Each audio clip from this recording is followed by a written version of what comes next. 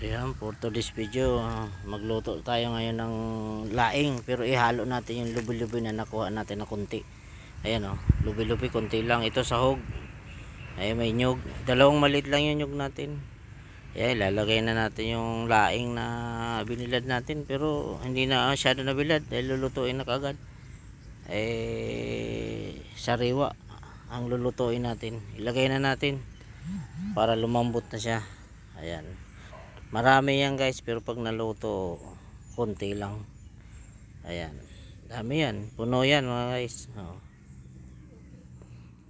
Dapat ang igata natin dyan mga 3 o 4, pero ang gata ko lang dito nakuha namin ay 2 maliit. Pagkasya na natin yung gata, pero dapat ay mga 3 gata yan o 4. Ayan guys, palalambutin muna natin sa tubig kasi ang gataan natin ay 2 maliit lang. Siyempre ganyan sa probinsya, tipid talaga. Ayan. Ayan, palalambutin natin yan. Ilagay na natin yung tanglad guys. Tanglad at 2 tanglad. Ayan, maraming tanglad dito eh. Ayan, medyo malambot-lambot na. Ilagay natin yung lubi-lubi na konti.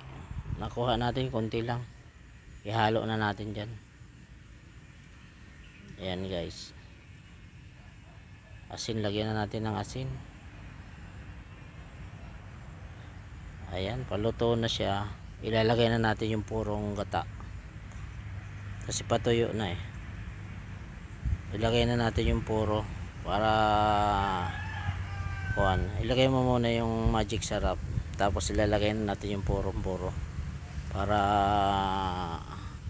sumipsip na sa gulay dahil luto na, malambot na ng laing. Yan, kailangan yan guys, huwag halo-haloin kasi makati. Kung sa Bicol magatol, makati yung pag hinalo-halo mo. Yan, huwag mo lang haluin yan. Ganyan lang ang diskarte niyan hanggang sa maluto, hindi inahalo.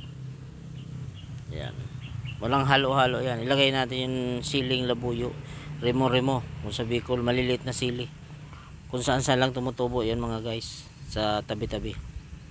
Yan ang kinakain ng mga ibon.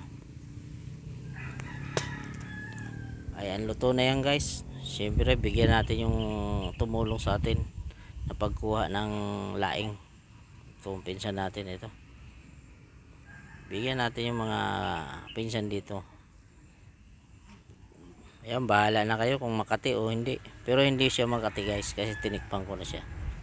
Ayan. Luto na guys yung ating laing. Thank you for watching mga lods. Thank you. Ayan. Hindi yan makati. Tinikman natin yan. Thank you. Ayan na. Kain po tayo mga lods.